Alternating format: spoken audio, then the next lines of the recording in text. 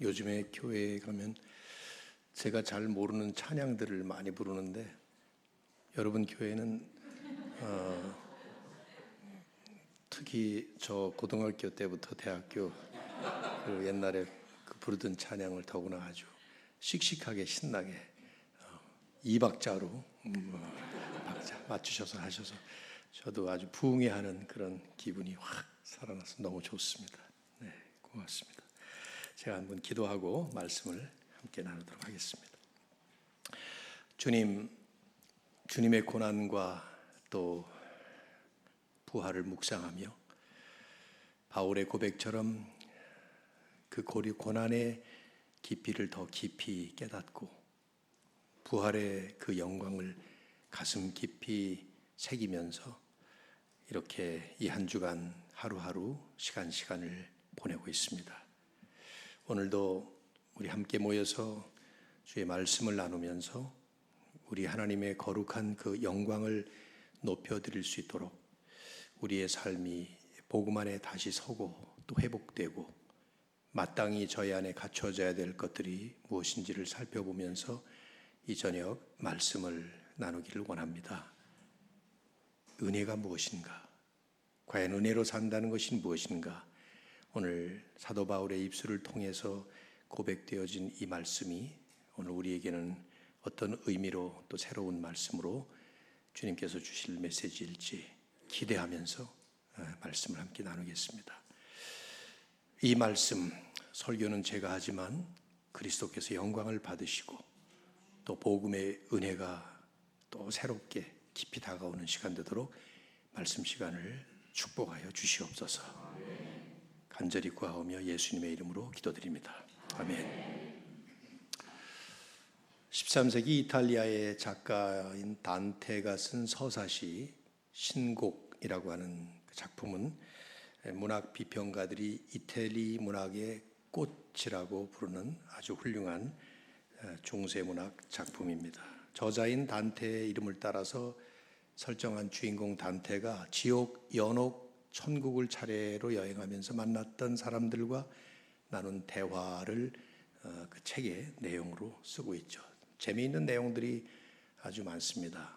읽어보신 분들은 보셨겠지만 이제 그 중에 제가 특별히 재미있게 생각한 부분이 단테는 지옥을 1층부터 9층까지 이렇게 나눠서 각 층마다 같은 죄를 지은 사람들이 함께 갇혀서 심판을 받고 있다고 이렇게 묘사를 하고 있습니다. 성경에는 없는 얘기예요. 문학가가 그렇게 상상을 한 것이죠. 예를 들면 색욕지옥, 탐욕지옥, 분노지옥, 폭식지옥, 먹는 거 너무 좋아하다가 지옥 간 사람들이에요. 폭력지옥, 조폭 출신들이 많이 가 있을 것 같아요. 이단지옥, 이렇게 등등 나눠져서 갇혀 있는데 그 중에 가장 악한 사람들이 갇혀 있는 가장 깊은 9층 지옥에 누가 있는가 하면 은혜를 저버린 사람들이 갇혀 있다. 이렇게 단테는 묘사를 하고 있습니다. 예를 들면 예수님을 배신하고 팔아버린 가룟 유다, 또 자신의 스승이었고 은인이었던 줄리어스 시저를 배반한 브루터스 같은 이런 사람들, 국가를 배반하고 친구, 가족, 은사를 배반한 이런 은혜를 배신한 사람들이 사탄과 함께 가장 깊은 9층 지옥에서 고통을 받고 있다. 이렇게 그림을 그리고 있습니다. 성경에는 없는 순수한 문학가의 상상이지. 그러나 이제 은혜를 망각하고 은혜를 저버린 모습을 아마도 가장 추한 모습이라고 생각했던 그 당시 사람들의 시대상 그리고 인식을 반영하고 있는 것이 아닌가 이런 생각이 듭니다. 여러분 어떻게 생각하세요? 그때만 그런가요? 받은 은혜를 저버리고 은혜를 망각하는 그런 모습. 아마 동서고금을 막론하고 어느 시대나 어느 나라나 그런 모습은 아마 가장 부도덕하고 가장 인간답지 못한 추한 모습으로 취급이 될 겁니다. 우리도 우리말에 그런 말 있잖아. 저 배은망덕한 사람, 그러면 그 사람을 이제 가장 욕하는 그런 말 중에 하나가 되겠죠. 제가 이제 오늘 저녁에 여러분과 함께 나눌 주제는 하나님의 은혜로 산다는 게 뭐냐. 근데 이런 주제를 정해놓고 말씀을 좀 나눠보려고 하는데, 질문은 이런 질문이죠. 우리는 하나님의 은혜를 얼마나 잘 알고 있을까? 우리는 하나님의 은혜를 망각하고 사는 배은망덕한 사람들은 아닐까? 우리뿐만 아니라 모든 사람 다 지금 포함해서 질문을 해보는 거예요. 제 이제 말씀의 취지는 은혜라는 것이 무엇인지 그 은혜에 대한 신학적인 내용도 중요하겠지만, 사실은 이 짧은 설교 시간이지만은 그 은혜를 한번 실제로 체험을 해봤으면 하는 마음으로 이 말씀을 준비를 했어요. 오래전에 나온 책이지만 미국의 작가 필립 얀시라고 하는 사람이 쓴 그 놀라운 하나님의 은혜, What's so amazing about grace라는 책이 있죠. 옛날에 그 책이 아주 베스트셀러였는데 오랫동안 스테디셀러로 팔렸습니다. 이분이 이제 하나님의 그 놀라운 은혜라는 부분에 대해서 책을 쓰면서 많은 리서치를 할 때 이런 얘기를 서문에다가 썼어요. 이분이 쓴 얘기예요. 나는 백과사전에서 은혜라는 말에 대한 설명이 무려 13페이지나 되어 있는 것을 보고 은혜를 해부해서 내장을 파헤칠 생각이 없어졌다.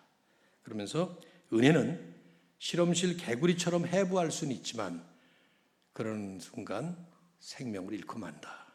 이런 묘한 말을 했어요. 그래서 그 하나님의 은혜에 대한 얘기를 하고 싶었는데 실제로 그 책의 내용들은 어떤 신학적인 내용이나 이론적인 얘기들이 아니라 개념적인 얘기들이 아니라 많은 사람들의 간증 같은 것들을 은혜를 경험한 사람들 또 은혜의 정반대의 그 비은혜의 삶의 모습들을 그 책에 아주 알기 쉽게 썼습니다. 아주 좋은 책. 옛날에 제가 은혜를 많이 받았던 책인데요.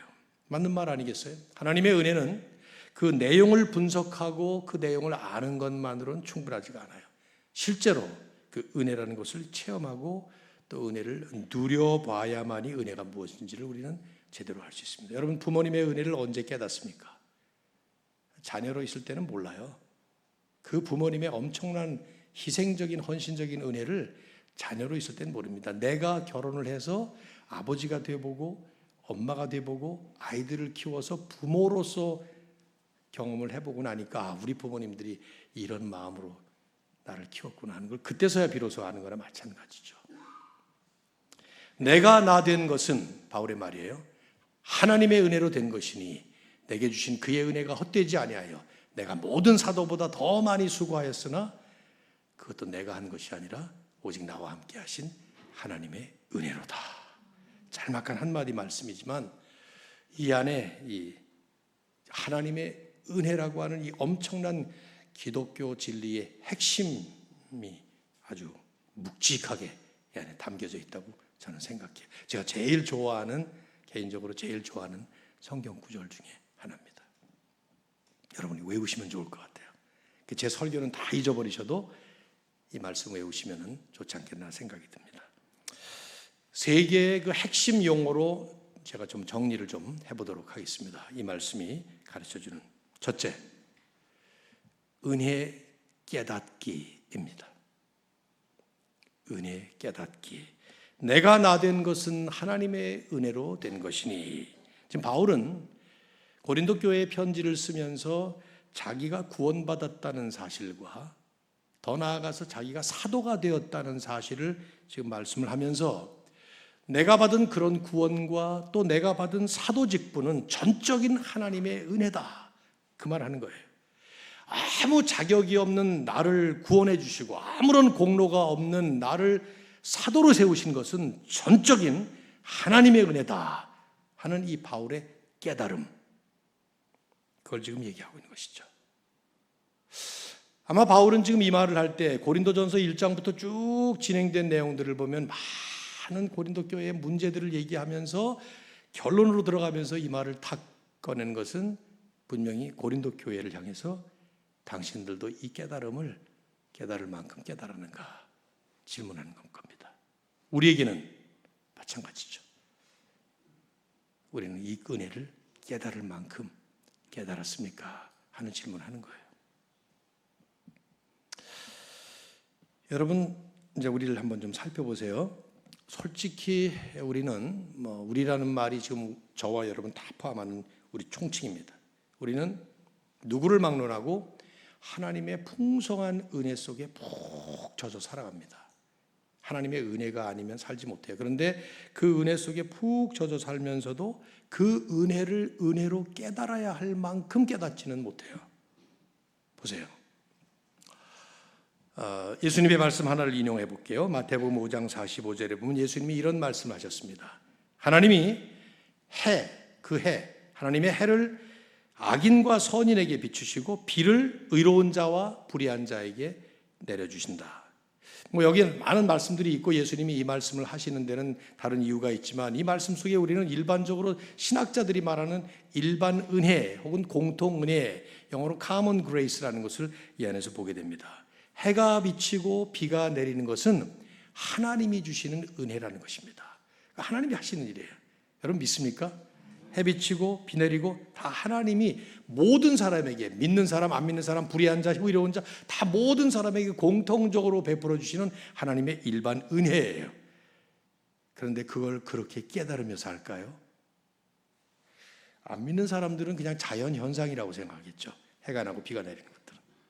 믿는 우리들도 이론적으로는 신학적으로는 그 하나님이 하시는 것이다 라고 알고는 있지만 실제로 몸으로 깨닫지는 못해요.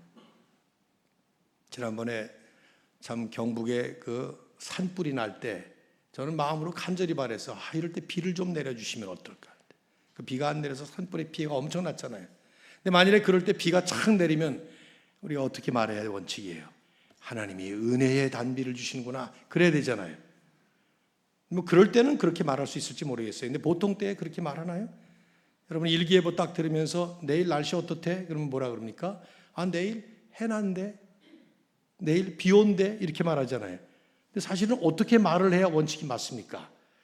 내일 하나님이 은혜의 햇빛을 비춰주신대. 하나님이 은혜의 단비를 주신대. 그래야 되잖아요. 근데 그럼 약간 이단 같지 않아요? 신천지가 말하는 것 같죠? 좀 익숙하지가 않아요. 그 말이 뭔가 어색해. 영어로도 그래요. 영어로도 내일 해가 구름기인데 그럼 it is cloudy. it라는 이상한 3인칭 단수를 써요. 하나님이 주어가 돼서 말씀을 하는 거야 되는데 하나님이 비를 주시고 하나님이 햇빛을 내려주신데 해야 되는데 우리는 it is sun shining 이렇게 말한단 말이죠. 이상한 말이에요. 그게 일반적으로 하는 말이죠. 하나님께서 햇빛을 비춰주시고 비를 내려주시고 모든 걸 하나님이 하시는 일인데 우리는 실제로 몸으로 그렇게 느끼지는 못하고 삽니다. 세균과 질병이 얼마나 많습니까? 근데 이런 가운데서 죽을 병 걸리지 않고 저도 건강하고 여러분도 이렇게 이 자리에 이렇게 건강하게 나와 계신다는 것은 이거 하나님의 은혜 아닌가요? 코로나 시절에 여러분 온 세상이 바이러스 하나 때문에 그 신종 바이러스 하나가 나오니까 온 세상이 전부 다 벌벌 떨지 않았어요. 그때 전 세계의 코로나 확진자가 7억 명 그리고 사망자가 700만 명이라고 그랬나요? 근데 실제로 사실은 보도되지 않은 제3세계라든가 저 미개한 나라들까지 다 합하면 그의 2배에 해당됐다는 거예요. 근데 우리는 그 가운데서 지금 이렇게 건강하게 살아남았습니다. 걸렸다가 나았어요. 저도. 안 걸린 사람들도 있잖아요. 양심도 없이. 모든 사람이 다 걸리는데 말이에요. 하나님의 은혜 아니에요? 여러분이 건강관리를 잘해서 그렇습니까? 비타민 많이 먹고 보약 먹고 헬스클럽 가서 운동하고 그래서 지켰습니까? 하나님이 나도 알 수 없는 그 은혜를 베푸셔서 그런 가운데도 나는 이렇게 살려주셨어요. 러시아와 우크라이나가 아직도 전쟁 중입니다. 중동도 이스라엘 항상 거기는 늘 전쟁이죠. 전 남의 일 같지가 않아요. 제 고향이 이북이라 저는 서울에서 태어나긴 했습니다만은 아버지 어머니 다 이북이시고 저희 누님은 할빈에서 태어났고 우리 한반도야말로 얼마든지 전쟁 불바다가 될 수 있는 가능성이 항상 있는 나라인데 이런 가운데서 저는 얼마든지 전쟁통에 고아가 될 수도 있었고 난민 신세로 살 수도 있었는데 한 번도 지금까지 살아온 동안 그런 적이 없어요. 하나님의 은혜죠.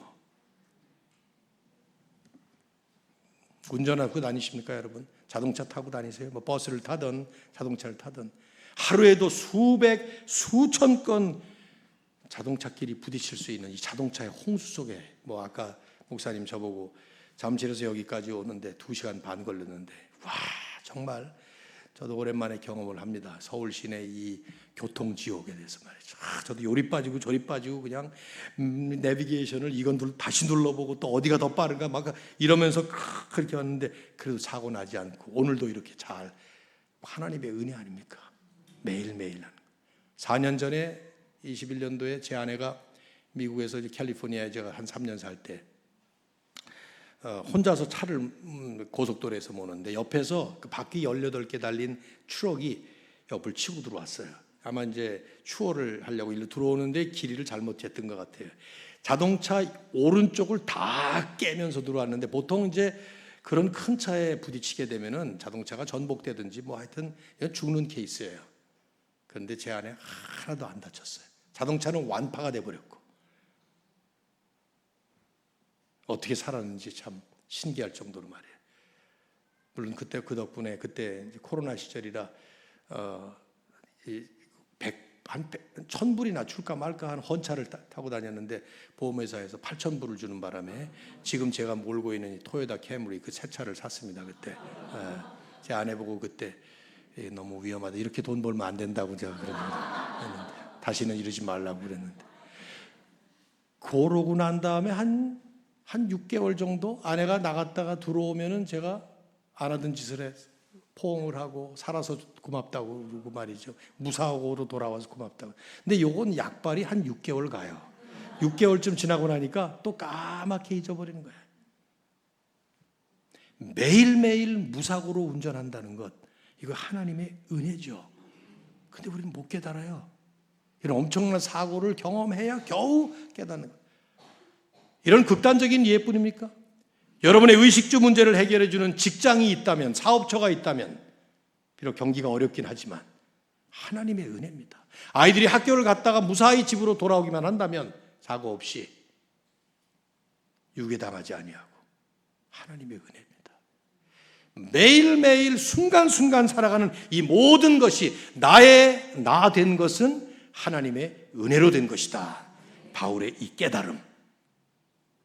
근데 우리는 이걸 그렇게 깨닫지 못하고 삽니다.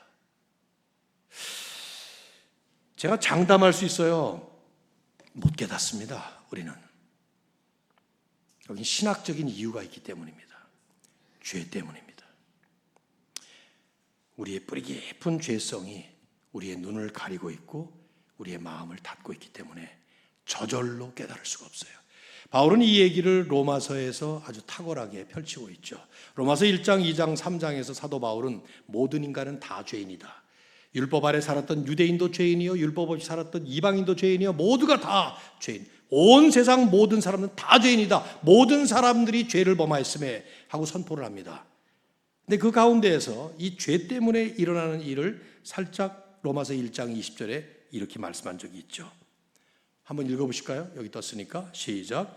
창세로부터 하나님의 보이지 아니하는 것들 곧 그의 영원하신 능력과 신성이 그가 만드신 만물에 분명히 보여 알려졌나니 그러므로 그들이 핑계하지 못할지니라. 이게 원래 이 말씀은 무슨 말이냐면 어떤 사람이 천국이 아니겠죠. 하나님 앞에 딱 섰는데 이런 핑계를 대는 거예요. 난 당신의 흔적을 세상에서 못 봤기 때문에 당신을 내가 봤다면 믿었을 텐데 못 봤기 때문에 안 믿었습니다. 이런 핑계 못 된다는 거예요. 왜? 온 세상 피조 세계에 하나님의 흔적이 가득해. 여기 분명히 그의 영원하신 능력과 신성, 하나님의 그 능력이 영원해요. 하나님의 그 속성, divine nature, 그 신성이 온 세상 만물에 가득 차 있어서 핑계하지 못할지니라. 근데 바울의 핵심은 근데 그걸 못 본다 이 말이죠. 왜요? 죄 때문에. 원죄를 가지고 태어난 우리, 그래서 우리 가슴 깊이 뿌리 깊이 박혀 있는 그 죄가 하나님의 그 흔적이 가득한 그걸 보면서도 우리는 보지도 못하고 느끼지도 못하는 죄가 우리 눈을 가리고 우리의 마음을 가지고 있기 때문에 그래서 못 본다는 거죠. 죄인은. 하나님은 그래서 이스라엘 백성들을 선택하셔서 하나님의 택한 백성으로 만드신 다음에 그들이 가나안 땅에 들어가서 하나님이 약속하신 그 드림랜드에서 하나님의 축복을 누리게 하기 전에 광야에서 훈련을 시키셨어요. 특별 조치를 하신 거죠. 뭘 했습니까? 광야 40년을 가는 동안에 하나님은 만나를 먹이셨습니다. 신명기 8장 3절에 보면 40년이 지나고 두 번째 계명을 주시면서 제2세대 국민들이 가나안을 들어갈 때 이 말씀을 하셨어요. 내 하나님 여호와께서 이 40년 동안 만나를 내게 먹이신 것은 사람이 떡으로만 사는 것이 아니라 여호와의 입에서 나오는 모든 말씀으로 사는 것을 내가 알게 하려 하심이라. 내가 알게 하도록 하기 위해서 교육의 목적 때문에 만나를 먹였다 이 말이에요. 40년 동안 이스라엘 백성들은 나가면 하늘에서 만나가 내려와 있습니다. 성경이 만나가 꿀 섞인 과자라고 그렇게 나오죠. 맛이 마치 그랬다 그랬어요. 저는 그걸 읽고 난 다음부터 제가 맛동산을 제가 항상 우리 집에 배치해 놓고 삽니다. 우리 집에 언제나 맛동산이 있어요. 제가 제일 좋아하는 최애 과자인데 이 성경 보고 나서 제가 깨달은 거예요. 아, 맛동산 맛이 만나겠구나. 꿀 섞은 과자. 그 먹을 때마다 만나다 이런 생각을 하면서 먹는데 어쨌든 매일 하루에 한 번씩 가서 만나를 거둬들이고 먹습니다. 그 다음 날도 또 거둬들이고 먹습니다. 여러분 상상해 보십시오. 아무리 맛있는 맛동산이라도 40년 동안을 먹을 때 얼마나 지겹겠습니까? 여러분 상상해 보십시오. 근데 왜 그러셨을까? 아니 하나님은 요리 실력이 고작 만나밖에 못 만들어? 얼마든지 다른 것도 그 광야에 지글지글 그 뜨거운 그 자갈밭 위에다가 가끔씩 삼겹살이라도 쫙 한번 펼쳐가지고 화불 그렇게 먹을 수도 있잖아요. 뷔페도 한번 차려주시고 말이죠. 얼마든지 그럴 수. 왜 그런 걸 안 하시고 매일 만나 매달 매년 40년을 만나만 먹이시냐 이 말이죠. 교육의 목적 때문에 지겹도록 반복해서 그들의 먹이 속에 가슴에 새기기 위해서 뭐를 내 손으로 사는 게 아니라 내 힘으로 사는 것이 아니라 여호와의 입에서 나오는 말씀 빛이 있으라 하면 빛이 있는 하나님이 하시는 거라는 것, 하나님의 은혜로 산다는 것, 그걸 깨닫게 하기 위해서 교육을 시키신 것이죠. 근데 이스라엘 백성들이 깨달았어요? 못 깨닫습니다. 그들은 만나를 먹을 때마다 오늘도 하나님이 은혜의 단비를 주시고 은혜의 햇빛을 비춰주시고 해야 되는데 못하는 것처럼 오늘도 하나님이 은혜의 만나를 내려주셨구나 하는 것이 아니라 또 만나야 애굽으로 돌아가자 하면서 불평하지 않았습니까? 이게 인간이에요. 이스라엘 백성들이 특종, 별종, 바보 같은 못난 사람들이어서가 아니라 바로 우리가 그런 모습을 가진 죄인의 모습을 보여준 것이죠. 우리도 똑같은 거죠. 하나님의 은혜를 그렇게 누리면서 그렇게 하나님의 은혜 속에 푹 젖어 살면서도 내가 지금 살아있는 이 자리에 내가 있는 이 자체가 하나님의 은혜인데 우리의 죄성 때문에 우리는 그 은혜를 깨달아야 할 만큼 못 깨닫는다 이 말이에요. 그래서 예수님이 오셔야만 했던 것입니다. 그분이 오셔서 마치 이 죄의 거풀을 벗어야 되는데 우리 스스로는 벗을 수 없기 때문에 그 은혜와 진리가 충만하신 그분이 오셔서 그분을 만날 때에만 그분을 통해서 우리는 죄의 눈이 열리고 죄의 마음이 씻겨져서 드디어 하나님의 그 은혜를 볼 수 있는, 깨달을 수 있는 길이 열려지는. 그래서 우리에게 가장 중요한 급선무는, 가장 중요한 일은 그 주님을 만나는 일이에요. 만일에 그 주님을 만나지 못한 채 계속되는 우리의 신앙생활 같은 것들을 반복할 때 그건 종교생활에 불과해요. 주님을 만나야만 하는 것입니다. 그래야 우리는 내 눈앞에 펼쳐져 있는 내 삶을 가득 채우고 있는 그 하나님의 은혜를 볼 수가 있는 것입니다. 시편 기자가 노래하죠. 하늘이 하나님의 영광을 선포하고 궁창이 그의 손으로 하신 일을 나타내는도다. 하늘을 바라보고 세상을 바라보면 온통 하나님의 은혜로 가득한 것을 그때야 비로소 눈이 열려 보게 된다는 것이죠. 여러분이 예수님 믿습니까? 그러면 여러분이 그 예수님이 열어주신 새로운 눈으로 이 하나님의 은혜를 보실 수 있기를 주님의 이름으로 축원합니다. 예배는 목적이 무엇일까? 저는 목회하면서 그 질문 늘 했습니다. 왜 예배를 매번 나와야 되지? 이런 자리에 왜 여러분이 다 모이셔야 됩니까? 하나님이 우리에게 주신 것이 뭐가 부족해서 더 달라고 축복을 더 받기 위해서 우리가 예배를 드리고 기도를 하고 하는 걸까요? 아닙니다. 주신 그 은혜를 자꾸 망각하기 때문에 우리는 자꾸만 이 예배를 통해서 하나님의 은혜를 더 깨달을 수 있는 그런 일들을 하는 것이죠. 예배는 은혜를 재확인하는 시간이에요. 찬양을 통해, 기도를 통해, 성도의 교제를 통해, 그리고 말씀을 통해서. 오늘 저와 여러분의 눈이 더 활짝 열려서 예수 그리스도를 통해서 우리에게 알려주신 하나님의 그 은혜를 깊이 깨닫는 하나님의 축복이 넘치기를 바랍니다. 둘째, 은혜 감격하기입니다. 은혜를 감격하면서 살아가기라는 것입니다. 하나님의 은혜는 특징이 있어요.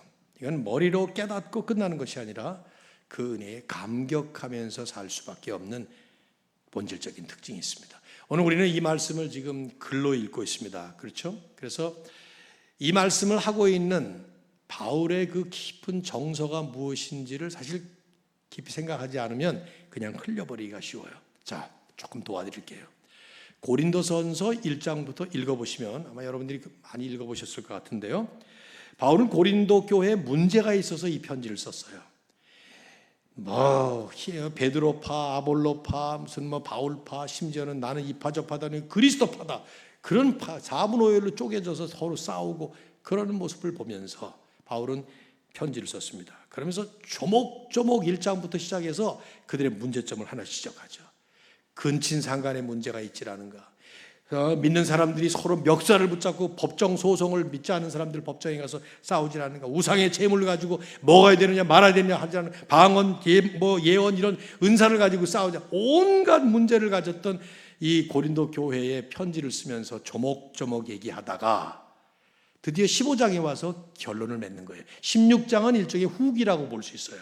15장이 결론이에요. 우리는 이 15장을 부활장으로 알고 있지만 사실은 부활장이라기보다는 복음장입니다. 왜냐하면 15장 1절을 보시면, 제가 보내드렸나요? 네. 자, 한번 보십시오. 뭐라고 하는 건, 바울이 이제 결론을 맺는 거예요. 이제 많은 얘기들을 한 다음에, 형제들아, 내가 너희에게 전한 복음을 너희에게 알게 하노니. 이게 좀 약간 이상하게 해석이 됐어요. 이 말은 어떻게 해석해 원인가 하면, 내가 너희에게 그동안 전했던 것들은 복음인데 그 복음을 다시 알게 하노니, 이렇게 번역을 해야 맞습니다. 이게 영어가 더 편할 사람이 여기 지금 목사님하고 저 같은 생각이 좀 드는데, 제가 여러분들을 무시해서가 아니라 한국말로 어떻게 다르게 번역하기가 어려운데 영어로 어떻게 나와 있는가 하면 I want to remind you, remind 시킨다 했네. remind you of the gospel. 복음을 다시 깨닫게 해주겠다. 이렇게 표현하고 있죠.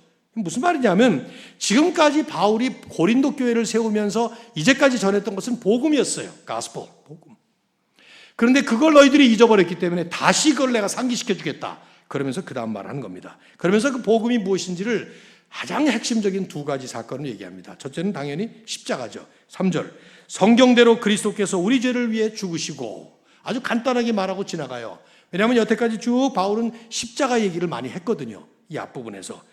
그런 다음에 이제 부활 얘기를 합니다. 그 다음 4절 이하를 보시면 성경대로 사흘 만에 다시 살아나시고 베드로에게 나타나시고 12 제자에게 나타나시고 500명 성도에게 한꺼번에 나타나시고 예수님의 친동생이었던 야고보에게 나타나시고 그리고는 마지막에 만삭되지 못하여 난 자 같은 나 같은 자에게도 나타나셨다. 그러면서 9절에 오늘 읽었던 10절 바로 앞에 나는 사도 중에 가장 작은 자라. 이건 바울이 겸손해서 하는 얘기가 아니에요. 이유가 있어요. 그 다음에 이유를 설명하잖아요. 왜냐하면 하나님의 교회를 박해했기 때문에 사도로 칭함받기를 감당하지 못할 자이기 때문이다. 내가 교회를 핍박하고 스데반을 죽이고 많은 사람들을 옥에다 가두고 그랬던 사람이 사도로 어떻게 되겠느냐. 그런데 하나님이 나를, 사도 중에 가장 작은 나를 사도로 세우셨다. 그러면서 이 말씀, 그러나 나 된 것, 내가 구원받고 사도가 된 것은 하나님의 은혜로 된 것이다. 즉 이 한마디 말 속에는 내가 나 된 것은 하나님의 은혜로 된 것이다 하는 이 고백 속에는 복음에 대한 논리적인 설명이 담겨 있습니다. 그러나 그 이상으로 바울의 가슴 속에서 은혜의 감격이 지금 뿜어나오고 있는 것이죠. 글로 읽기 때문에 잘 안 나와요. 결코 구원받을 수 없었던 내가 구원을 받았어요. 오직 하나님의 은혜로 말이죠. 복음의 은혜로. 근데 더 나아가서 사도가 될 수 없었던, 있을 수 없는 그 일을 하나님께서 나를 사도로 삼으시는 이 하나님의 놀라운 은혜. 나는 율법을 지키면서 잘난 줄 알고 자기 의에 푹 빠져서 이 사람 저 사람 다 정죄하고 스데반 잡아 죽이고 교인들 잡아 가두고 심지어는 예수를 핍박하기 위해서 가다가 결국 그리스도를 만남으로 인해서 결국은 변화되는 역사를 경험한 거 아니에요. 그리고 나니까 나 같은 사람을 구원하시고 나 같은 사람을 사도로 삼으신 이 하나님의 놀라운 은혜, 그 은혜에 대한 감격을 바울은 고백하고 있는 것이죠. 여러분이 사도 바울이 쓴 그 13권의 서신들을 읽어보시면 어떤 서신을 읽어도 그 밑에 그 근저에 흐르고 있는 은혜의 영적 지하수가 흘러가고 있어요. 그걸 아주 노골적으로 얘기할 때도 있고 그 안에 암시적으로 담고 있는 내용도 있죠. 항상 그게 있습니다. 바울은 핍박자에서 은혜 받은 사람으로 바뀌었기 때문에 아마 특별히 그랬던 것 같아요. 특별히 이제 바울이 마지막으로 쓴 편지들 가운데 하나였던 디모데전서, 디도서, 디모데후서를 마지막에 쓰지 않았어요? 디모데전서 1장 14절 같은 말씀 제가 보내드렸는데, 내가 그전에는 비방자요, 박해자요, 폭행자였으나 그건 내가 믿지 아니할 때 알지 못하고 했던 것이다. 그러나 이제는, 그러면서 14절에 이렇게 말해요. 한번 같이 읽어볼까요? 우리 주의 은혜가 그리스도 예수 안에 있는 믿음과 사랑과 함께 넘치도록 풍성하였다. 우리 주의 은혜가 어떻게 해요? 넘치도록 풍성하였다. 이 표현, 넘치도록 풍성하였다. 뭐가? 주의 은혜가. 이 표현은 마치 우리가 그려볼 수 있는 그 그림 같은 표현입니다. 넘치도록 풍성하였다. 여기 이제 제가 물을 마시려고 요만큼 반 정도 이렇게 물을 여기다 담았는데, 제가 일단 좀 마시고요. 근데 이걸 이제 제가 이 병에 있는 물을 여기다 붓기 시작합니다. 자, 거의 꼭대기까지 찼는데 더 부으면 어떻게 되죠? 넘쳐서 밖으로 흘러버리겠죠. 그림이 보이시나요? 잘 안 보이면 제가 보보든지 더 계속해서. 바로 그 그림이에요. 주님의 은혜가 지금 내 가슴에서 넘치도록 가득 풍성한 이 모습을 바울은 지금 얘기하는 것이죠. 그 주님의 은혜, 나를 구원하시고 나를 사도로 삼으신 하나님의 그 은혜가 지금 넘치도록 풍성하였도다. 내가 나 된 것은 주님의 은혜로 된 것이다. 이 감격. 고린도 교회를 향해서 묻고 있는 거예요. 당신들도 이 은혜의 감격에 살고 있는가? 그런데도 그렇게 싸우느냐? 그런데도 그렇게 문제가 많으냐? 질문하는 거예요. 우리에게도 질문하는 겁니다. 이 말씀을 지금. 은혜의 감격으로 살고 있습니까? 그런데도 그렇게 가정에서 싸웁니까? 그런데도 그런 일에 그렇게 낙심합니까? 은혜의 감격이 있는데도 그 질문하는 겁니다. 은혜에 감격하기, 이건 이론이 아니에요. 은혜로 산다는 것의 핵심 중에 핵심입니다. 하나님의 은혜가 과연 무엇인가? 그 은혜를 분석하고 내장을 파헤쳐서 필립 얀스가 얘기했던 것처럼 그러는 순간 오히려 생명을 잃고 만다 하는 그 말처럼, 아닙니다. 오히려 그거보다는 그 은혜의 감격으로 은혜가 무엇인지를 조금이라도 깨달았다면, 과거에는 몰랐지만 예수 그리스도 때문에, 복음 때문에 그 은혜가 무엇인지를 깨달았다면, 내가 죄인이었는데 그 죄인인 나를 우리 주님이 대신 죽으심으로 인해서 나는 용서받은 자로 이제 하나님 앞에 의인으로 하나님이 받아주신다는 것을 이제 은혜를 깨달았다면, 공동체로 모일 때마다 그 은혜의 감격이 우리 안에 넘쳐야 될 텐데 말이죠. 그렇잖아요, 여러분. 살아가면서 우리는 사실 인생을 살면서 얼마나 많은 어려움과 아픔과 슬픔과 괴로운 일들을 많이 겪습니까? 그런데 그런 인생길을 걸어가면서도 종종 우리를 힘나게 만드는 것은 감격의 경험들이에요. 여러분 한번 생각해 보세요. 여러분이 감격스러웠을 때가 언제인지, 어떤 경험을 통해서 감격을 경험했습니까, 여러분? 한번 생각해 보세요. 어렸을 때 제가 금방 떠오르는 생각은, 제가 어렸을 때 달리기를 좀 잘했는데, 단거리 달리기를 운동회 같은 데 달리고 나면은 상 주잖아요. 뭐 상이 별거 있습니까? 그냥 요즘 같으면 어디 써먹지도 못할 공책에다가 한자로다가 상자 딱 도장 하나 찍어가지고 주는 거 아니에요? 그거 너무 좋아가지고 안 썼어요. 전 1년 내내 옆에다 놔두고 상 받았다고 말이죠. 개근상, 상 받잖아요. 뭐 개근상, 매일 학교 가는 거 당연한 일인데 뭐 매일 학교 갔다고 상을 줘? 근데 그 상장 딱 받고 나면 벽에다 걸어놓고 뭐 그러지 않습니까, 여러분? 그 감격스럽잖아요. 그 감격 때문에 학교 갈 맛이 나는 거 아니에요? 어떤 감격들을 경험했어요? 청년이 되어가면서 사랑하는 사람을 만났습니다. 그 사랑하는 사람에게 프로포즈를 받습니다. 너무 오래되셔가지고 지금 별로 감동이 없어요, 지금은. 그분하고 같이 턱시도를 입고 웨딩드레스를 입고 결혼식을 합니다. 그 순간 얼마나 감격스럽습니까? 저희 지금까지 결혼 주례를 한 250상 섰는데 후회되는 것이 뭐냐 하면 내가 결혼 주례를 너무 길게 했다, 그런 생각이 들어요. 왜? 그 걔네들 귀에 들어갔겠습니까? 여러분 결혼 주례, 결혼식 하실 때 뭐 누가 주례했는지 모르지만 주례사 기억납니까? 안 나잖아요. 왜? 옆에 있는 이 사람하고 지금 서 있는 게 너무 감격스러우니까 그 말이 귀에 들어옵니까? 그게? 감동해서 그렇게 감격스럽게 결혼식을 하고 가다가 애를 또 낳습니다. 첫 아이 낳았을 때, 저도 25살 때 아빠가 됐는데 아이를 딱 낳았는데 어떻게 할 줄을 모르겠더라고요. 그 아이가 자라서 또 그 아이가 짝을 만나 결혼을 하고 또 그 아이가 아이를 낳고, 저도 그렇게 해서 낳은 손주들이 7이나 되는데 지금 하나하나 나올 때마다 얼마나 감격스러워. 이런 감격들이 우리 인생의 아픔과 괴로움과 슬픔과 어려움들을 다 씻어버리고 잊어버리게 만들잖아요. 감격이 우리 인생을 행복하게 만들어주는 일들이에요. 그런 일들 뿐입니까? 매일매일 사실은 우리가 눈을 열어보면은 일상에서 이런 얼마든지 경험하는 거예요. 매일 아침 떠오르는 일출 광경을 보면서, 매일 저녁 석양으로 내려가는 그 일몰 광경을 지켜보면서, 밤하늘에 가득 떠올라 있는 별들의 그 찬란한 모습을 보면서 마음에 감격이 없어요. 이제 봄이 왔습니다. 제 아내는 봄을 제일 좋아해요. 파릇파릇 연두 색깔로 막 새싹들이 돋아날 때 막 생명이 솟는 것 같은 느낌을 갖는다고 그래요. 저는 별로 그렇게 감격스럽지 않은데 하여튼 그렇게 감격스럽다 그래요.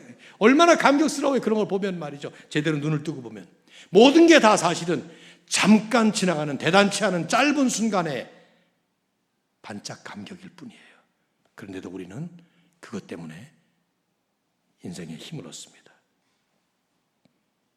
하지만 우리에게는, 여러분에게는, 저에게는 그런 종류의 감격들과는 비교도 할 수 없는, 아니 세상 그 어떤 종류의 감격도 비교될 수 없는 가슴 벅찬 영원한 감격의 사건이 일어나지 않았습니까? 하나님의 아들이신 그분께서 그 하늘 영광스러운 보좌를 다 내놓으시고 우리를 위해서, 여러분을 위해서 이 땅에 내려오셔서 내가 마땅히 지켜야 될, 그런데 지킬 수 없는 그 모든 율법의 필요 충분 조건들을 다 채워주시고 내 대신 다 지켜주신 거예요, 주님께서. 그리고 내가 치러야 될 그 모든 사망의 형벌을 주님이 직접, 바로 이번 주간 우리가 기념하고 있는 것처럼 십자가 위에 올라가셔서 대신 죽으시는, 그리고는 부활하셔서 우리에게 영원한 생명을 안겨주시고 이제 우리는 하나님의 양자로, 양자식으로 입양이 되어서 영원한 하나님 나라의 천국 백성으로 영원토록 하나님의 축복의 반열에 들어갈 수 있는, 얼마나 놀라운 일이에요. 인생을 살면서 경험하는 세상살이의 감격들은 모두가 다 짧은 한순간의 감격들이지만 주님을 통해서, 주님 안에서 받은 구원의 감격, 이 복음의 은혜의 감격은 영원히 사라지지 않는 진정한 감격의 축복인 줄로 믿습니다.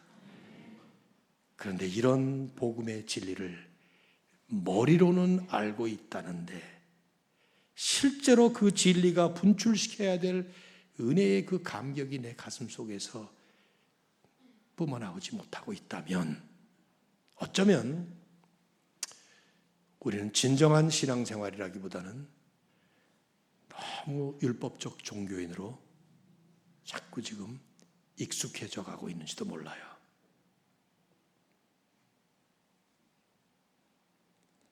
질문해 봐야 돼요. 나는 매일 매순간 얼마나 이 하나님의 은혜의 감격에 놀라운 은혜를 받고 사는가. 몇 년 전에 참 충격적인 경험을 저는 했습니다. 개인적으로 별거 아닐 텐데 저에게는 충격적인 경험이었어요. 저는 이제 미국에 이민을 갔다가 한국으로 나왔다가 또 들어가고 그래서 하여튼 시민권을 2번을 받았습니다. 80년도에 우리 전 가족이 이민을 가서 5년 뒤에 84년도에 미국 시민권자가 되었고 12년을 살다가 한국으로 돌아와서 한국에서 이제 사역을 하기 위해서 다 시민권 포기하고 아내와 저는 이제 한국 국민으로 완전히 다시 국적 회복을 받았다가 다시 또 긴 얘기를 짧게 그냥 드리면은 2004년도에 다시 미국으로 들어가서 2015년도에 2번째 미국 시민권을 또 받게 됐습니다. 그냥 신청해서 받은 거예요. 쉽게 받았어요, 저는. 그래서 2번째 시민권을 받던 2015년도에는 정말 아무 생각이 없었어요. 선서를 하고 받는데 미국 시민권자가 되려면 다 일어나서 국가에 충성하겠다 이런 걸 합니다. 근데 그때 이제 제가 시민권 2번째 받을 때 36개국에서 온 47명이 함께 선서를 했습니다. 제 옆에 어떤 흑인 여자 아주머님이 앉아 계셨는데 이분 처음부터 울기 시작하는 거예요. 제가 짐작이 갔어요. 미국에는 여러 나라에서 온 사람들이 있는데 가족들을 초청하기 위해서 그 시민권을 받아야 되는데 이게 잘 안 나오니까 아주 오랫동안 기다리는 그런 사람들도 있고 불법 체류자로 있다가 또 간신히 면제받아서 여러 사정들이 많죠. 우는 걸 보면서 제가 이분이 어떤 사정이 있었겠구나. 막 울기 시작하는 거예요. 그러더니 선서하는 시간에 대해서 딱 일어나 선서를 하는데 선서를 못해요. 그리고는 그냥 막 통곡하듯이 그냥 눈물이 복받쳐서 너무 감격스러워서 그러는 거예요. 그리고는 앉았습니다. 그 딱 앉는 순간에 제 머릿속에 탁 때리듯이 떠오른 생각은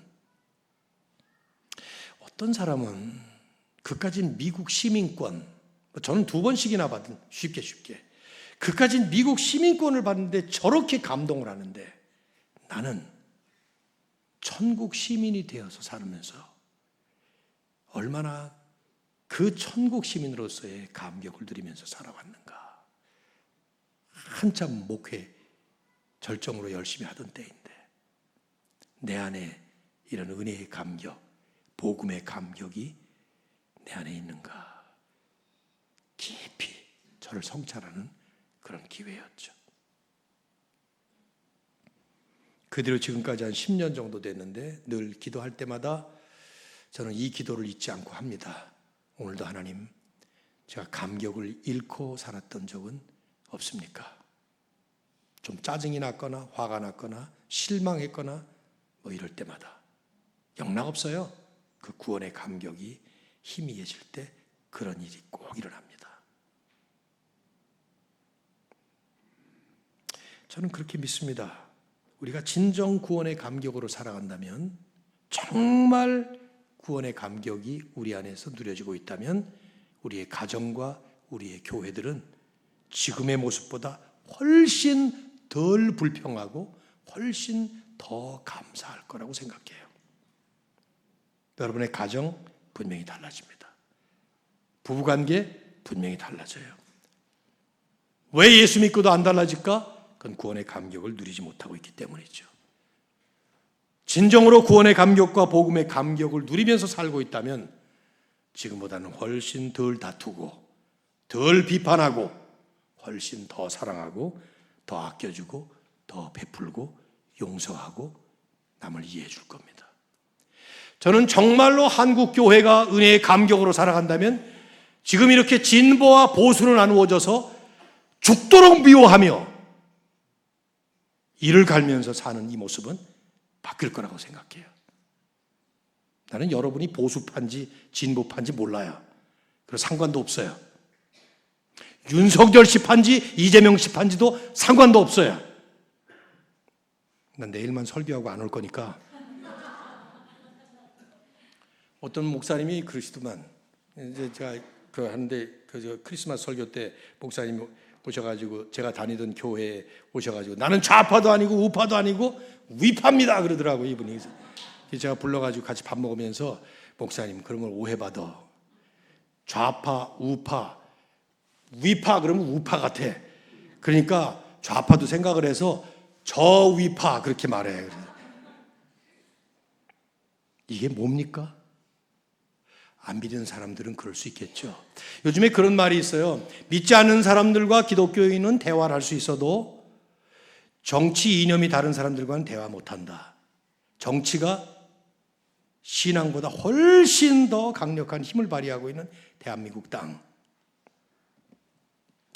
하나님의 은혜의 감격으로 살아간다면, 정말 복음의 은혜가 나를 사로잡고 있다면 나는 훨씬 더 우리의 마음에는 베풀어주고 받아주고 이해해주고 의견이 달라도 생각이 달라도 입장이 달라도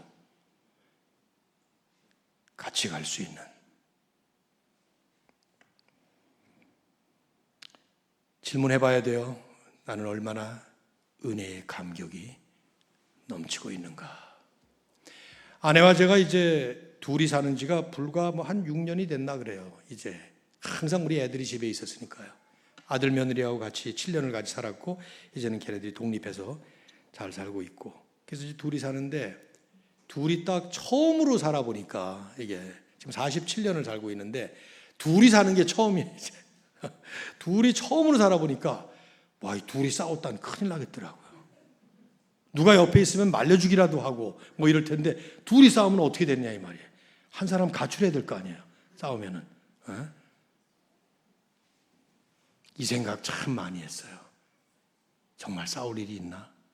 다툴 일이 있나? 얼굴 붉힐 일이 있나? 47년을 살아도 여전히 달라요. 제 아내하고 저는. 너무 달라도 너무 틀려요. 우리 종종 질문합니다. 서로가. 다시 태어나도 우리 같이 결혼할까? 이렇게 합니다. 이런 질문을 함부로 하면 큰일 나죠. 상대방이 내가 고립이었냐? 그러면 어떡합니까? 근데 우리는 항상 똑같은 답을 하더라고요. 당연하지. 그런 얘기를 하더라고요. 저도 그렇고 아내도 그렇고. 이게 하나님의 은혜라고 믿어요. 같을 수 없는 두 사람. 아니, 달라도 이렇게 다를 수 없는 이 두 사람이 하나가 되어서 살아간다. 하나님의 은혜로 된 것이니 하는 이 고백. 자, 한번 따라 하시죠. 따라 하라는 거 여러분 싫어하죠? 네, 뭐 어떡하겠어요. 제가 하라는데. 자, 한 번만 딱 합시다. 은혜의 깨닫기, 은혜의 감격하기. 자, 이제 하나 더. 은혜 베풀기. 네. 이 10절에서 사도 바울은 이런 말을 해요. 내게 주신 그의 은혜가 헛되지 아니하여 내가 모든 사도보다 더 많이 수고하였으나 내가 한 것이 아니에요. 오직 나와 함께 하신 하나님의 은혜로다. 얼른 들으면 내가 모든 사도보다 더 많이 수고했다 하는 이 말이 약간 교만한 말처럼 자기 자랑처럼 그렇게 들리는 표현입니다. 근데 그 뜻이 아닙니다. 받은 은혜가 너무 감사하다 보니까 이 감격이 흘러 넘친다 그러지 않았어요? 그래서 그렇게 하지 않으면 그렇게 해야 하기 때문이 아니라 안 할 수 없을 만큼 그 은혜가 넘쳐서 결국은 자기는 더 많이 수고하는, 은혜에 보답하는, 그 은혜의 감격으로 은혜를 베푸는 삶을 살았다. 그 뜻이에요. 그래서 바울은 덧붙인 것이죠. 그것도 내가 한 것이 아니라 나와 함께 하신 하나님의 은혜로다. 은혜를 깨닫고 나서 보니까, 그 은혜에 감격하며 살다 보니까 은혜를 보답하고 은혜를 베푸는 그런 삶으로 바울의 삶은 살았던 것이죠. 이게 은혜로 사는 삶의 특징이에요. 은혜에 보답하려고 하는 이 마음, 이것은 인간에게만 주신 독특한 하나님의 축복이라고 볼 수 있습니다. 동물은 이런 거 없습니다. 하나님께서 세상을 만드실 때 사람을 독특하게 하나님의 형상대로 창조하시지 않았습니까? 동물들은 이런 은혜를 보답한다 이런 거 우리가 못 보죠. 물론 이솝이라는 사람이 우리에게 교훈을 주기 위해서 이솝 우화라는 것을 만들지 않았어요. 예를 들면 생쥐와 사자 같은 그런 거 보십시오. 사자가 어느 날 정글에서 잠을 자는데 단잠을 꿀잠을 자고 있는데 생쥐가 지나가다가 발을 탁 밟았어요. 단잠을 깨버렸어요. 요놈해가지고 잡아가지고 자기 단잠을 깨운 생쥐를 한 입에 먹으려고 딱 그랬더니 막 살려달라고 비는 거예요. 먹어봤자 배도 안 부를 것 같고 불쌍해서 놔줬답니다. 며칠 뒤에 이 사자가 가다가 사냥꾼이 놓은 덫에 걸려서 빠져나오려고 아무리 힘을 써봐야 나올 수가 없는 거예요. 근데 저기서 생쥐 한 마리가 온데 보니까 그때 그 생쥐야. 오더니 그물을 다 갉아가지고 사자가 그물에서 풀려나오는, 그래서 생쥐가 자기에게 베풀어 주신 사자의 은혜를 갚았다라는 허무맹랑한 거짓말을 이솝이라는 사람이 만들지 않았어요. 사자가 불쌍하다고 빈다고 해서 생쥐를 살려줘? 또 생쥐가 그렇게 자기를 살려줬다고 그 은혜를 사자에게 갚아?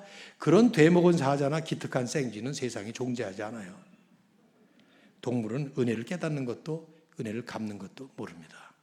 인간은 달라요. 하나님의 형상을 따라서 창조되었기 때문에 우리가 예수님을 만나지 않았을 때는 모르지만 예수님 만나서 하나님의 은혜를 깨닫고 나면 우리는 그 은혜를 깨달았기 때문에 내 안에 머물지 않고 그 은혜가 밖을 향해서 베푸는 삶으로 나가게 되어 있어요. 특별히 하나님께 보답하고 싶은 그런 마음이 일어나는 것이죠. 진짜 하나님의 은혜를 깨닫고 나면, 그래서 그 은혜의 감격으로 살아가다 보면 이건 내 안에 머무는 은혜가 아니라 결국은 베푸는 은혜를 보답하는 삶으로, 시편 기자가 시편 116편 12절에서 고백을 하잖아요. 하나님께서 내게 주신 그 모든 은혜를 내가 무엇으로 보답할까? How can I repay? 하나님께 내가 은혜를 어떻게 보답할 수 있을까 하는 그런 거룩한 고민을 하는 것처럼 은혜를 깨닫고 나면 우리는 그 은혜를 보답하고 은혜를 베풀고 싶은 그런 마음으로 살아갈 수밖에 없어요. 오해하면 안 돼요. 이 은혜는 하나님께 되돌려 갚는 페이백하는 은혜가 아닙니다. 빚진 사람에게 빚 갚듯이 그렇게 할 수 없어요. 하나님의 은혜를 어떻게 우리가 도로 돌려 갚을 수가 있겠습니까? 그건 못하는 거예요. 예수님도 그렇게 말씀하지 않았습니다. 다른 사람에게 베푸는 은혜를 갚으라는 것이죠. 요한복음 13장 34절에서 주님이 그런 말씀하지 않았어요? 새 계명을 너에게 준다 그러면서 내가 새 계명을 너에게 주노니 내가 너희를 사랑한 것 같이 너희도 나를 사랑해라가 아니라 너희도 서로 사랑하라. 주님이 우리를 사랑하신 것을 깨달았다면, 그 복음의 은혜를 진정 깨달았다면 서로 원수도까지도 사랑할 수 있는 그런 사랑을 베풀라. Pay forward. Payback이 아니라 pay forward. 계속해서 베풀어주는. 저는 그 pay forward라는 그 용어를 영화 제목에서 찾았습니다. 여러분 그 Pay It Forward라는 영화 보셨나요? 우리말로는 아름다운 세상을 위하여 그런 제목으로 번역을 해서 보셨나요? 네, 늘 성경만 보십니까? 영화. 오래된 영화라서 그게 이렇게 장면이 좋지 않은 장면도 있긴 해요. 그런데 주제가 저는 좋았어요. 그 영화가 케빈 스페이시라는 사람과 헬렌 헌트라는 배우가 주연한 것인데, 여기 이제 내용이 뭐냐면 라스베가스, 미국의 오락 도시 아니에요? 타락한 도시 아닙니까? 라스베가스의 한 중학교 사회 선생님이 부임을 하는데, 이분이 이제 그 학생들에게 여름방학에 할 과제물을 내는 겁니다. 미국에서는 그 이제 방학 동안에 우리처럼 그렇게 막 대학 입시를 위해 준비하는 게 아니고 실제로 할 수 있는 실용적인 과제물들을 많이 내는데, 어떤 과제물을 내는가 하면 이분이 이제 그런 이제 아이디어를 내는 거예요. 너희들이 세상을 변화시킬 아이디어를 하나 생각해 봐라. Think of an idea to change the world. 이런 칠판에다 그렇게 써 글을. 세상을 바꿀 아이디어를 하나 생각해 봐라. 그리고 그걸 실천해봐라. Put it into action. 이렇게 딱 쓰는 거예요. 그러니까 어떤 아이디어를 생각하는데 그 아이디어가 세상을 바꿀 만한 아이디어, 그리고 그걸 실제로 한번 실천해봐라. 이제 이런 과제물을 낸 거예요. 근데 그걸 보고는 알코올 중독자인 엄마와 함께 사는 7학년 아이, 그러니까 중학교 1학년 아이, 트레버라고 하는 아이가 기가 막힌 발상을 합니다. Pay it forward. 이런 아이디어를 내는 거예요. 이게 뭐냐면 어떤 사람이 나에게 은혜를 베풀었어요.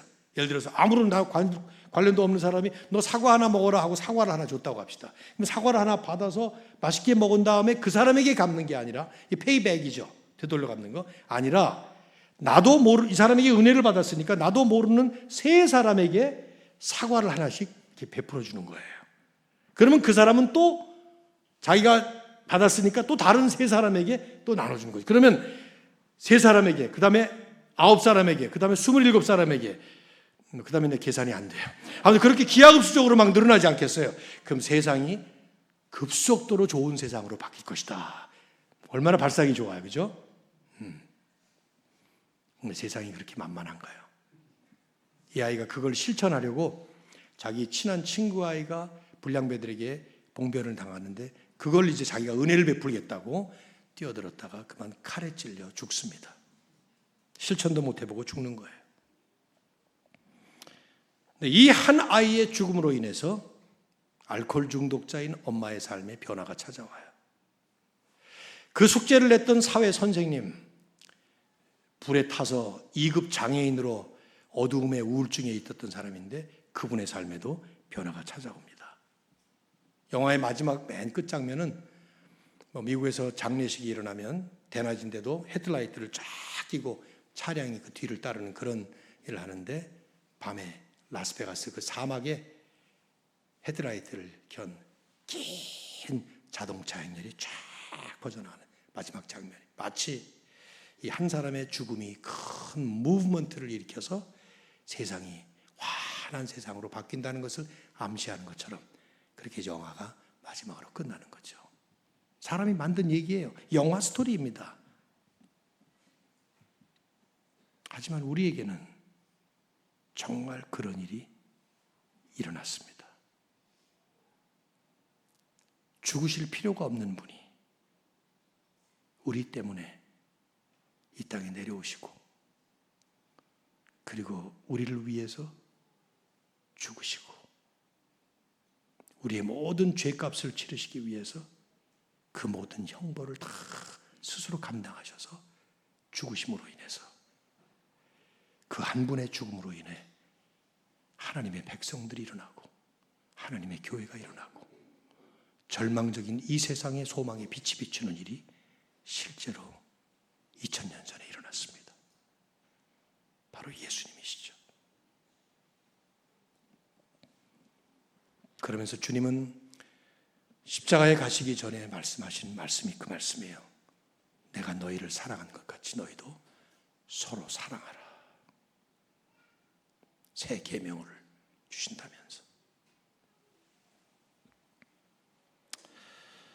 이게 바로 전도고 이게 바로 선교이고 이게 바로 봉사이고 이것이 바로 교회가 하는 사역들입니다. 하나님의 사랑을 받았기 때문에 하나님의 은혜를 입은 자들이 그 은혜가 내 공동체 안에 머물고 끝나는 것이 아니라 나 혼자만 독식하고 누리는 하나님의 축복이 아니라 그 은혜에 감격하면서도 그 은혜가 다른 이들에게 베풀어지고 은혜 모르는 세상을 향해서 은혜의 복음을 선포하는, 저는 여러분의 한 사람 한 사람의 삶이 또 여러분의 교회가 바로 이런 은혜를 깨달으시고 은혜에 감격하며 살아가시면서도 여러분이 이제 처해 있는 현장에 그리고 이 자리부터 시작해서 은혜가 풍성하게 나누어지고 베풀어지는 은혜의 공동체가 되시기를 주님의 이름으로 축원합니다. 정말 세상은 은혜를 몰라요. 마음이 아프죠. 그러니 은혜를 베풀 줄도 모릅니다. 아니, 종종 이 은혜는 뜻도 모르면서 남발되는 것 같기도 해요. 제가 며칠 전에 참 이게 운전을 하고 가는데 자동차 앞에 가는 자동차가 뒤에다가 이렇게 스티커로 문구를 붙였더라고요. 결초보은 이렇게 붙였어요. 근데 가운데 두 글자 초보, 그게 크게 썼더라고요. 이렇게 초보 운전자가 이제 거기다 이렇게 붙인 거예요. 그러면서 그 밑에다 썼더라고요. 은혜를 평생 갖겠습니다. 뭐 이렇게 썼더라고요. 결초보은이라는 말이 그런 뜻이잖아요. 내가 죽어도 은혜 갚는다 그 말 아니에요. 나 참 한심하더만. 그 초보 운전자, 뭐 혹시 이 교회 교인 아니셨는지 모르겠는데 아무튼 그 초보 운전자가 뭘 어떻게 해서 은혜를 평생 갖겠다는 건지는 알 수가 없어요. 그런데 은혜를 알지도 못하는 세상. 그래서 은혜라는 그 중요한 이 너무나도 소중한 복음의 핵심인데 이걸 함부로 그렇게 마구 남발해버리는 이런 세상 속에 세상이 과연 은혜를 알까요? 은혜를 아는데 이 모습일까요? 모릅니다. 아니, 세상은 은혜의 원리가 아니라 공정보복의 원리로 살아가지 않습니까? 여러분, 우리가 사는 세상은 내게 피해를 입히고 내게 상처를 준 사람들에게 눈에는 눈, 이에는 이로 갚는 그런 그게 정당한 거예요. 잘못했어? 그러면 감옥에 가두는 거예요. 그게 세상의 원리 아니에요. 그리고 우리는 그것이 당연하다고 생각하는 그런 세상 논리 속에서 살아갑니다. 드라마, 영화 이런 것들을 보면 온통 다 공정한 복수, 소위 말하는 공정한 나쁜 놈들은 그냥 처단해서 때려잡는 그런 거 아닙니까? 범죄도시란 영화 보셨나요? 영화 안 본다 그랬지, 여러분들. 목사님 보셨나요? 혹시? 보셨어요? 우리 목사님은 그 은혜로운 영화를 보셨구나.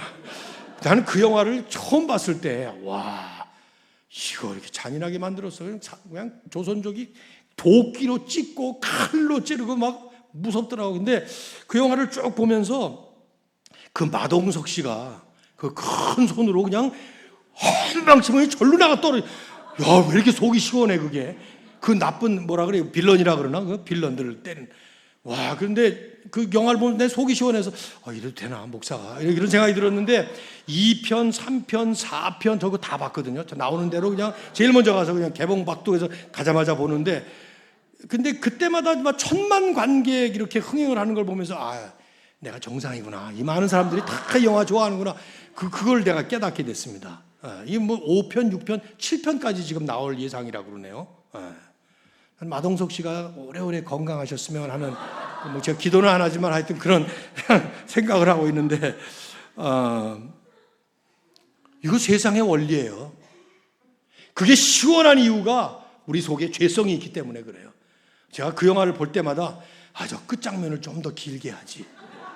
그냥 마동석이 그냥 얼마나 신나게, 와, 이거 온갖 스트레스가 다 풀어지는 시간 아니에요. 너무 짧아, 그 시간이 좀 더 그 2배로 하면 더 흥행할 것 같은데 제가 조언을 좀 할까 그렇게 지금 생각을 하고 있는데, 아무튼 이게 죄성이에요. 정당한 공의 같죠? 죄성입니다. 예수님은 뭐라고 말씀하십니까? 아니라고. 그들도 용서해 줘야 된다고. 그런 사악한 놈들을 하나님의 은혜로 용서받지 못할 죄가 없다고요. 복음의 본질은 하나님의 은혜로 우리는 요약할 수 있습니다.